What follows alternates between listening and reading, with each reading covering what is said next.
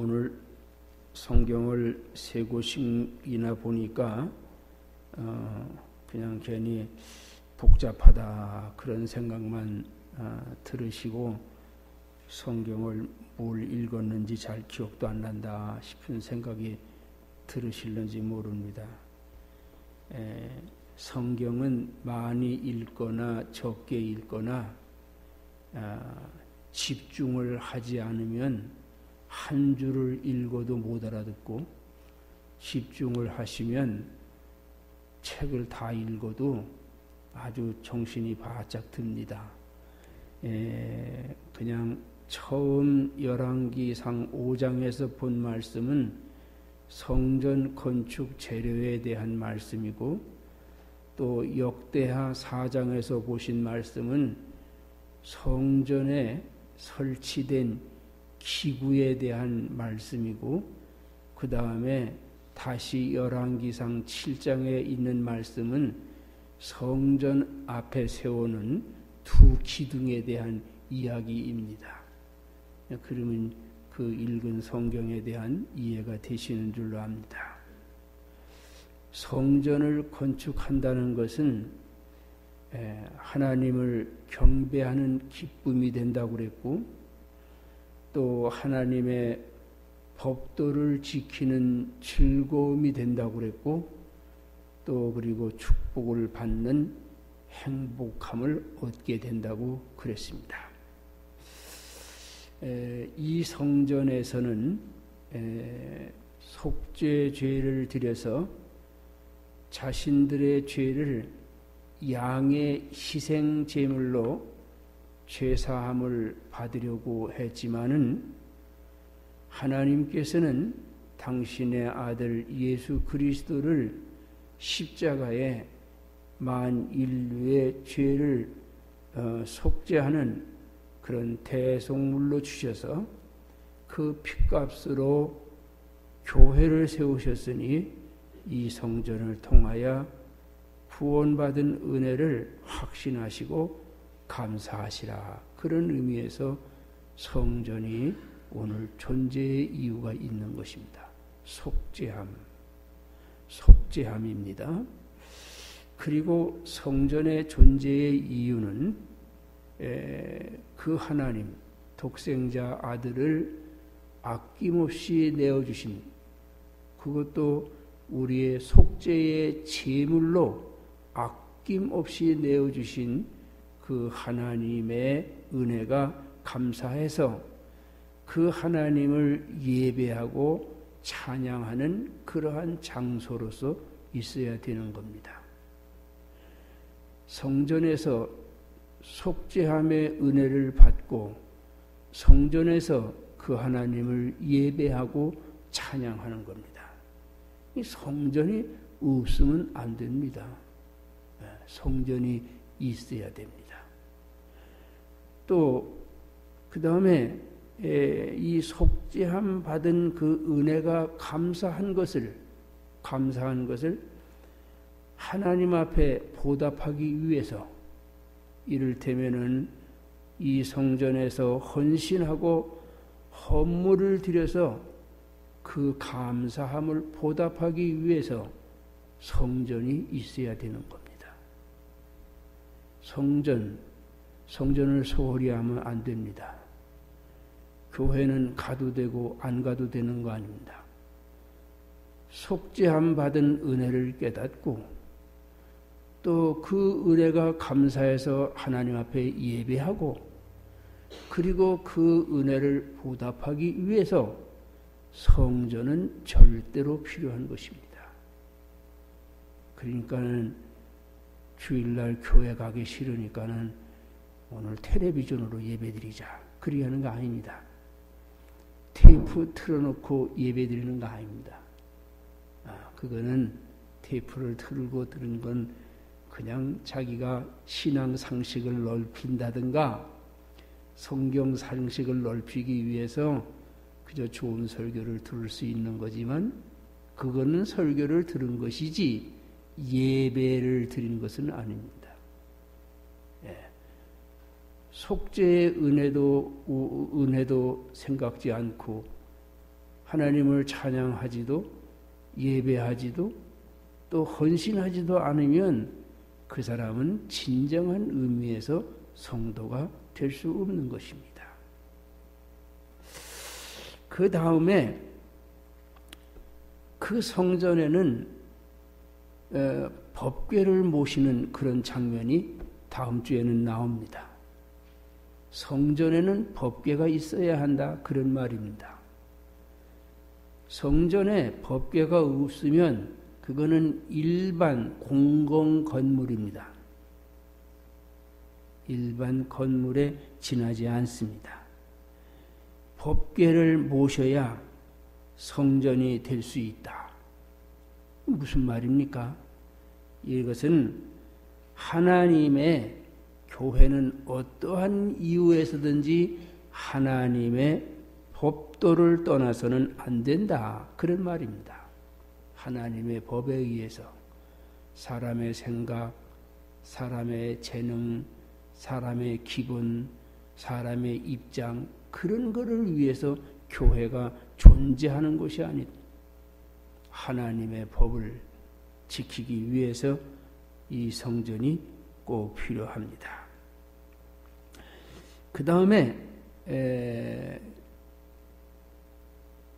예수님은 어느 한 사람을 위해서 죽은 것이 아닙니다.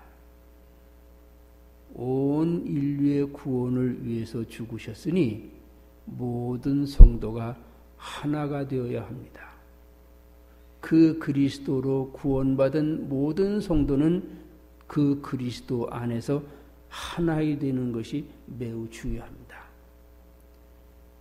연합입니다. 교회는 연합입니다. 연합을 방해하는 사람은 아주 참 큰 어려움이 옵니다. 하나님의 연합을 방해하게 되면 그 대가가 항상 뒤따르는 것을 봅니다. 그리고 왜 성전이 우리에게 있어야 하느냐 하면은 말씀과 기도의 장소로서 꼭 있어야 되는 겁니다.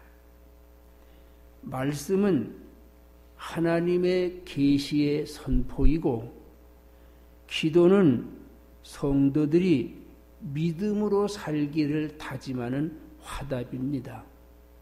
굉장히 성전이 있어야 됩니다. 그래서 오늘 우리가 이 성전을 나오기를 아주 귀히 여기고 또 거룩한 주의를 지켜서 이 주의를 잘 따르는 그런 성전 신앙이 우리들에게는 매우 중요합니다. 때로는 사람들이 만났기 때문에 여러 가지 불편 사항도 생기고 불화도 일어나고 그러지만은 그것은 죄 많은 인간들이 모여서 그게 그리스도로 깨끗함을 받는 과정에 있는 일입니다. 여러분 목욕탕에 가면 깨끗해집니다.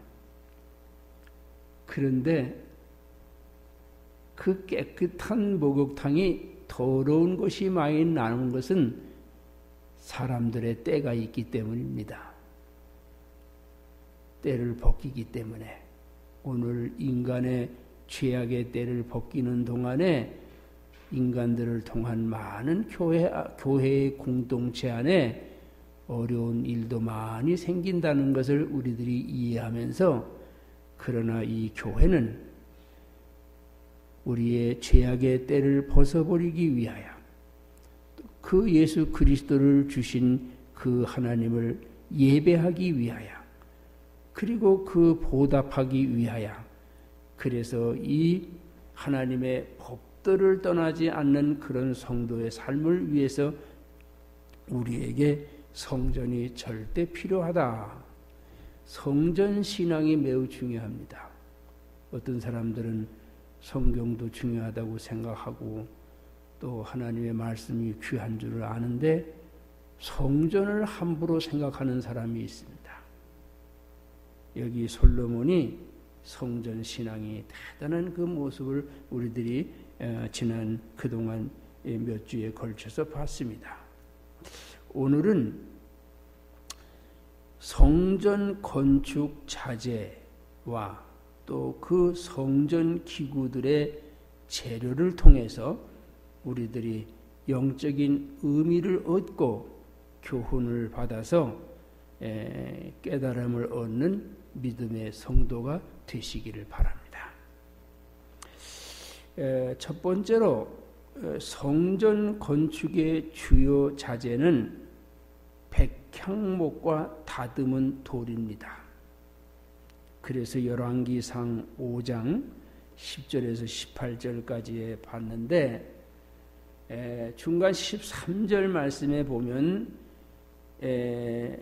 그 역대상 5장 13절에 백향목 나무를 취급하는 역군이 3만이고 또 돌을 뜨는 자가 8만이고 나무나 돌을 운반하는 담군이 7만이다 그랬습니다.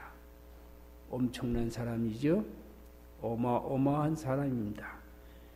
그 시대에 엄청난 사람들을 동원했습니다. 그러면 그 멀리서 그 많은 사람을 동원해서 성전을 지으려고 가져오는 그 백향목은 어떤 나무일까? 그걸 우리가 좀 생각해 봐야 됩니다. 이를테면 성전을 짓는 그 나무는 백향목이라는 그 나무는 어떤 나무일까? 백향목은 쭉쭉 뻗어서 숲을 100년을 이루는 그러한 아주 참 울창한 나무숲을 이루는 그런 나무라고 합니다. 그래서 백향목은 번성을 의미합니다. 백향목은 성전을 짓는 백향목은 번성을 의미합니다. 그 백향목은 곧고 수려합니다. 쭉쭉 뻗는다고 그랬습니다. 그리고 세 번째로 그 백향목은 병충해에 아주 강해서 내구성이 뛰어난 그러한 자재입니다. 성경은 성도들에게 또 성도 자신을 성전이라고 그렇게 말씀하셨습니다. 그래서 성전을 섬기는 또 성전이 되는 성도들은 백향목처럼 번영을 향한 적극적인 신앙을 가져야 됩니다. 번영을 향한. 또 죄에 대하여 아주 곧아서 아름다운 그러한 불굴의 신앙의 사람이 되어야 합니다.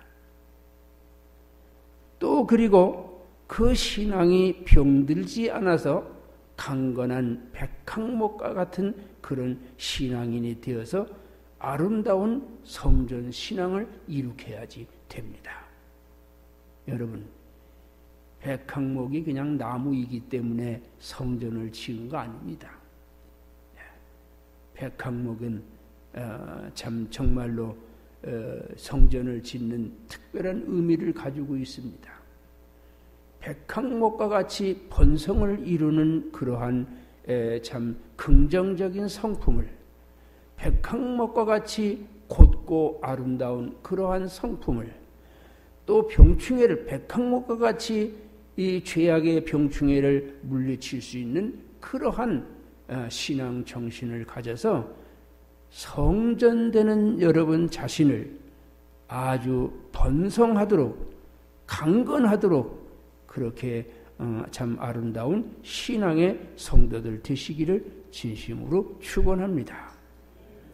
백향목과 같은 나무의 으뜸이 되는 백향목과 같은 그런 성도가 되어서 이 성도들을 이 성전을 번영하게 하시고 또 이 죄를 물리쳐서 아름다운 그런 신앙의 절개를 지키게 할 수 있게 하시고 신앙이 병들지 않아서 강건한 믿음의 성도가 되어서 정말 백항목과 같은 그런 신앙인으로 교회를 더욱 아름답고 크게 부흥할 수 있는 그런 성도 되시기를 부탁합니다. 그 다음에 이 성전 건축의 이 건축 재료는 다듬은 돌이라는 게 나옵니다. 다듬은 돌. 우리가 열왕기상 5장 17절에 보니까 이에 왕이 영을 내려 크고 귀한 돌을 떠다가 다듬어서 전에 기초석을 놓게 하며, 그 다음 18절에 보면 그 돌들을 다듬고 전을 건축하여 제목과 돌들을 갖추니라 그랬습니다. 이 돌을 뜨기 위해서 동원된 인원이 8만 명이라고 그랬습니다. 성도 여러분, 돌을 다듬었다는 말에 특별히 유의하시기를 바랍니다. 성전 건축 자재는 백항목 나무와 다듬은 돌입니다. 다듬은 돌.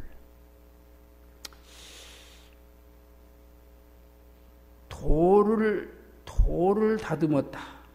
이 세상에는 흔한 게 돌이고 흔한 게 사람입니다. 그렇죠? 흔해 빠졌다 그러죠. 흔해 빠진 게 돌이고 흔해 빠진 게 사람입니다. 그런데 돌이나 사람도 다듬어져야지만 귀하게 쓰임을 받을 수가 있습니다. 다듬어져야. 아무리 재능과 자질이 뛰어나도 다듬지 않으면 오히려 그 재능과 자질로 화를 입게 되는 것입니다. 다듬는다는 것이 매우 의미가 있습니다. 다듬어진 돌이 성전을 세우는데 아주 귀하게 쓰여졌습니다. 그러면 돌을 다듬는다는 게 무슨 말입니까? 돌을 다듬는다는 것은 여기 보니까 돌이 깨뜨려지는 것을 의미합니다. 우리가 성경 다른 곳에 보면은 돌을 이 사방 8규빗, 사방 10규빗 이렇게 큰 돌로 깨뜨렸다고 그랬어요. 큰 돌로. 지금 사방 8규빗이면 얼마입니까? 한 4, 5m 됩니다. 4, 5m면 얼만큼 큽니까? 이 강대상 몇 개 되는 돌멩이죠? 그렇게 크게 돌멩이를 깨뜨렸답니다. 어마어마하게. 그 돌을 깨뜨리고 그 돌을 정으로 깨가지고 잘 다듬는 겁니다. 여러분, 돌을 다듬는다는 것은 돌이 깨뜨려지는 것을 의미합니다. 정으로 사정없이 쪼는 것을 의미합니다. 바로 이 깨뜨려지고 정으로 사정없이 다듬어진 이 돌들을 성전을 세우는데 기초석이 되었다 그랬습니다. 여러분, 돌이 깨지는 것 같은 인생이 절망적이다, 그런 것을 여러분들이 혹 느끼게 된 적이 있습니까? 그러나 오늘 이 말씀으로 위로를 받기를 바랍니다. 귀히 쓰임 받는 돌은 깨져야 한다. 귀히 쓰임 받는 돌은 깨져야 한다. 우리들이 살아가면서 많이 깨집니다. 그쵸? 이야, 정말 이거 언제 이게 끝날래나 싶을 정도로 참 어려운 일과 힘든 일이 많이 나옵니다. 또 한 곳도 아니고 두 곳도 아니고 수도 없이 마구 쪼이는 그런 고통의 아픔이 오늘 우리들의 삶 속에 임하게 됩니다. 그런데 그 귀히 쓰임 받는 그 돌이 정에 의하여 사정없이 쪼임을 받는 것입니다. 사랑하는 성도 여러분, 인생을 살아가면서 깨어지는 절망감과 쪼이는 아픔이 있을 때에 하나님이 나를 귀히 쓰시려고 다듬으시는가? 그런 생각 해보시기 바랍니다. 하나님, 나를 얼만큼 귀중하게 쓰시려고 이렇게 자꾸 다듬으십니까? 귀히 쓰신다니 감사합니다. 용기와 희망을 가질 수 있기를 바랍니다. 아픔의 쪼임, 잘리는 절망, 이런 모든 것들을 과감히 버리고 잘 다듬어진 인생의 희망을 가지셔서 모쪼록 여러분들이 세상에서, 교회에서, 그 하나님에게서 아주 귀중한 인물과 같은, 주춧돌과 같은 그러한 귀한 삶의 인생이 될 수 있기를 다시 한번 축원합니다.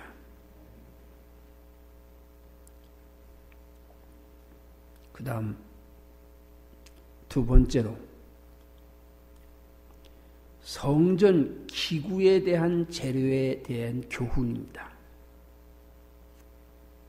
아까는 건축물에 대한 재료고 이번에는 성전 기구에 대한 재료입니다.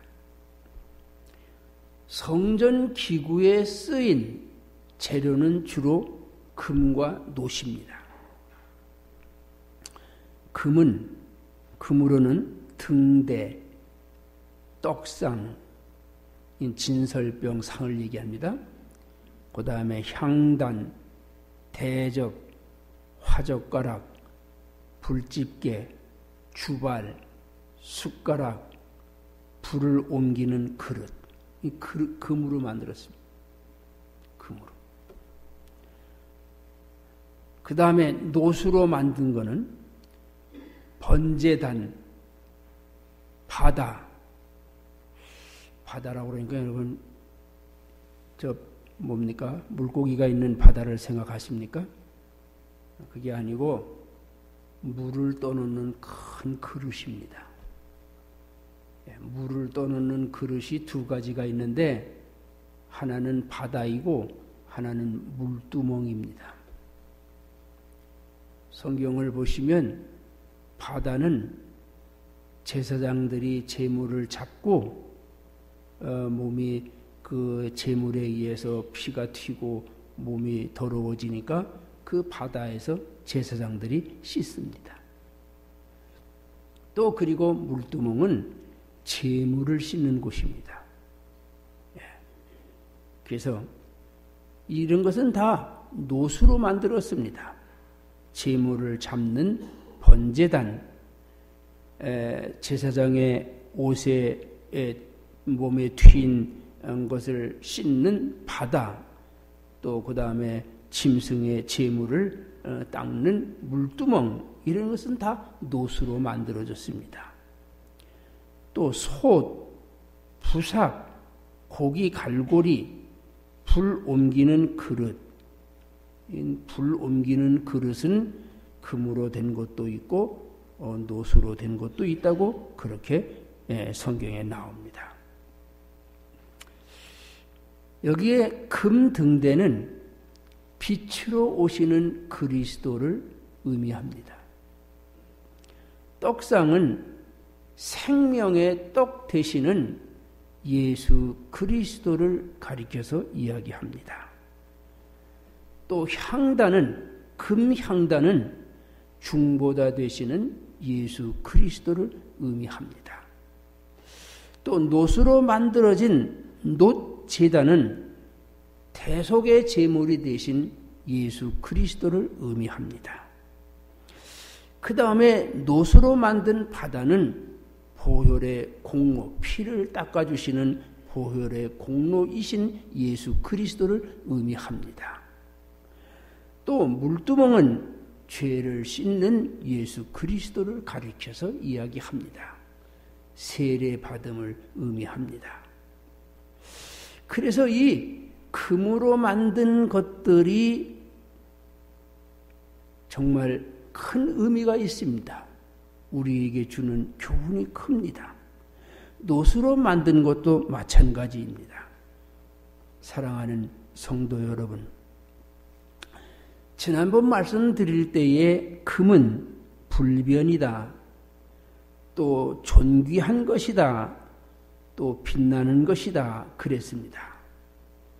여러분, 성전에서 쓰이는, 여러분들은 하나님이 소중히 쓰시는 성전의 기구입니다. 성전에서 쓰시는 금 기구이처럼 변하지 않고 존귀하게 빛나는 신앙인이 되셔서 하나님이 크게 축복하는 그러한 성도 되시기를 진심으로 축원합니다. 또 이 놋은 본래 구리와 아연을 합성시킨 합금입니다. 이 구리와 아연을 합성시켜 가지고서 아주 매우 강합니다. 놋쇠가 강하지요? 놋쇠는 아주 강합니다. 그래 가지고 이 구리와 아연의 합성함으로 말미암아 아주 강건하고 영구하게 됩니다. 놋처럼 연합하시고 연합을 통해서 강건하시고 놋처럼 강건해서 영구한 하나님의 영원한 축복의 자녀 되시기를 진심으로 축원합니다. 야, 뭐 호합판이고 너무 사치다야. 이 산데리아를 성전을 짓고 달아놓으니까 사람들이 그래요. 뭐 교회가 말이야 호텔처럼 말이야 호합한 산데리아를 갖다 걸어놓고 뭐 그랬다고 말이야. 그러면서 뭐 그 좀 비꼬는 그런 말 하는 분 있더라고요. 이 산데리아는 우리 이상훈 집사님이 어떤 정기상에 갔다가 너무 크니까 사가는 사람이 없어가지고 싸게 내놓은 거 아주 상당히 싼 값에 우리가 들여온 거거든요. 근데 이걸 왜 여기 달았냐 하면은 사실은 성전이 요 기둥에서 끝나는 겁니다. 끝나게 돼 있어요. 도면상으로는. 그래서 이걸 뒤로 밀르자 그런 겁니다. 뒤로 밀렸죠. 이게 설계하고 우리 이상훈 집사님하고 강력하게 다투다시피 해서 물려놨어요. 뒤로. 이게 그냥 물려놨어요. 그러고 나니까 이 기둥이 혹시 이렇게 뭡니까 주저앉는지 모른다고 그래가지고 여기다가 갖다가 쇠를 쳤어요. 여기 이게 쇠인데 여기다가 쇠를 쳤어요. 앞에다가 딱 쇠를 치니까 이게 뭡니까? 그 뭐 풋볼 하는 뭐 골대도 아니고 말이죠. 너무 속이 상해서 안 됐어요. 그래서 이거를 뒤로 밀면 안 되니까 안 된대요. 그러니까 나중에 또 우리 이상훈 장로님이 아이디어를 내서 그럼 이 두 개를 일로 받치고 그 다음에 이걸 또 이쪽으로 받치면 안 되겠냐.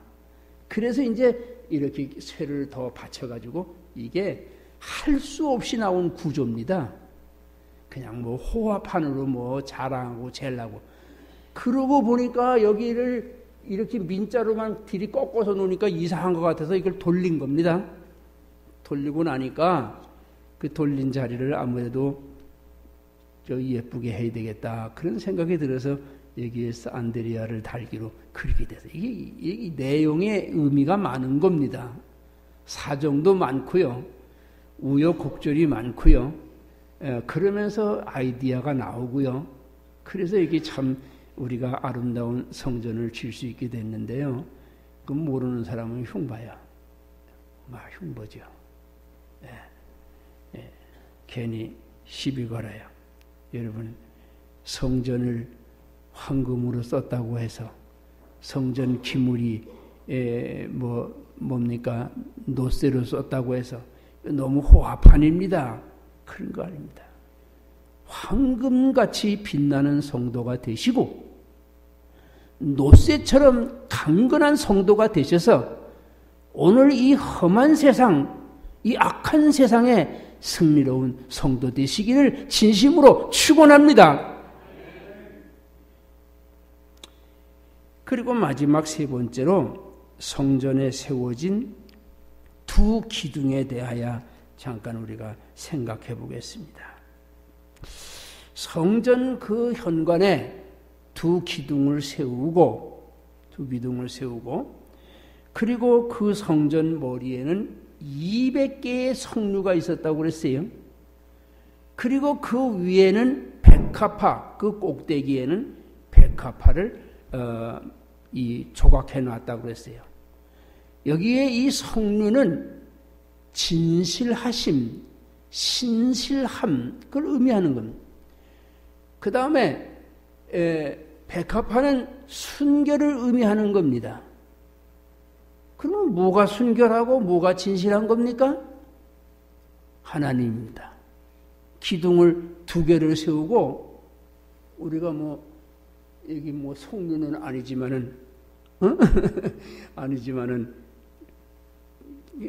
한 200개를 밝혀야 되겠어. 그리하고 그 다음에 이 백합화로 우리 또 이 백합화는 우리 교단의 상징입니다. 교단의 상징인데, 그러니까는 순결하고 신실하신 하나님을 가리켜 의미하는 것입니다. 그래서 그게 이 두 기둥, 솔로몬이 정말 지혜롭고 훌륭한 사람입니다. 나 같으면 그럴 것 같아.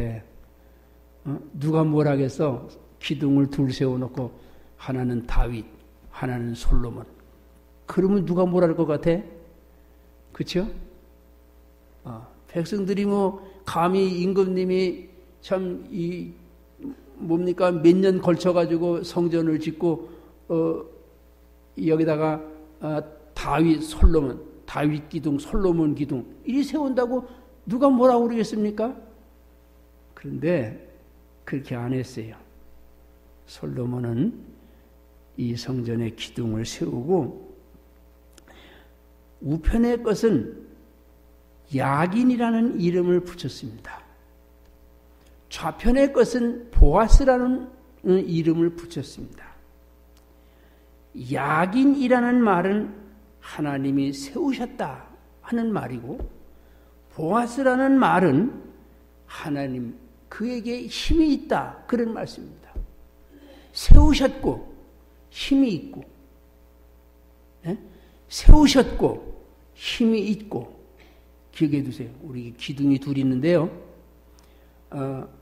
세우셨고, 하나님이 세우셨고 힘이 있으시다. 그분은 능력이시다.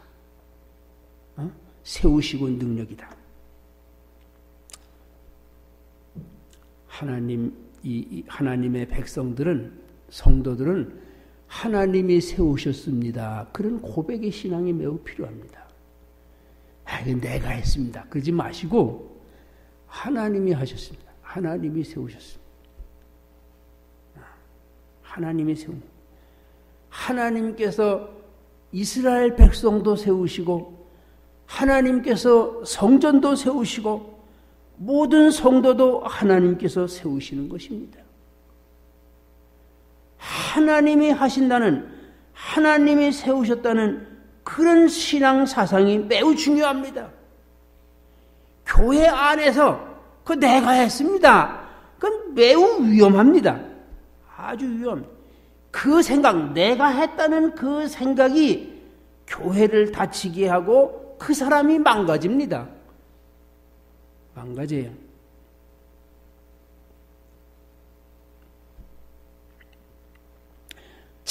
손님 멤버가 교회 세운 거 아닙니다. 하나님이 세운 겁니다.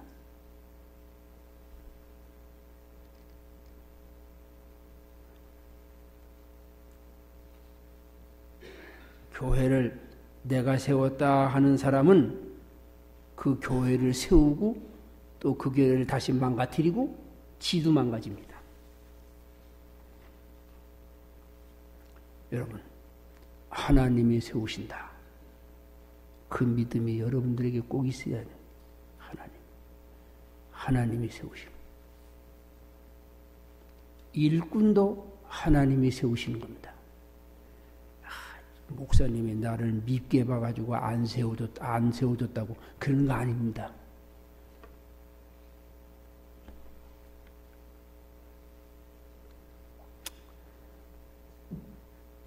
공로는 교회 안에서 일어나는 모든 공로는 하나님뿐입니다. 하나님뿐.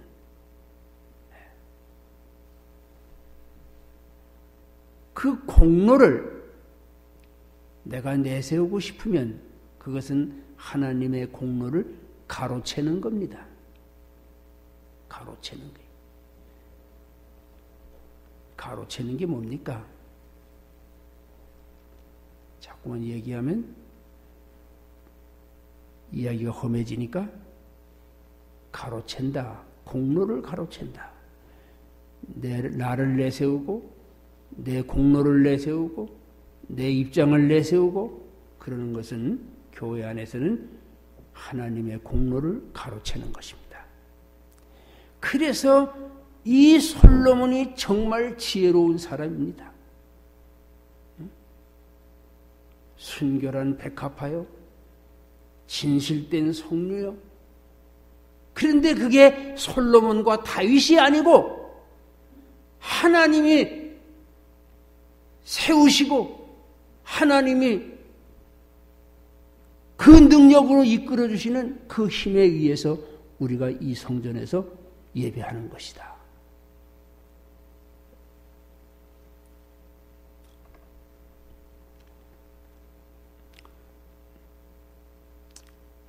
결국은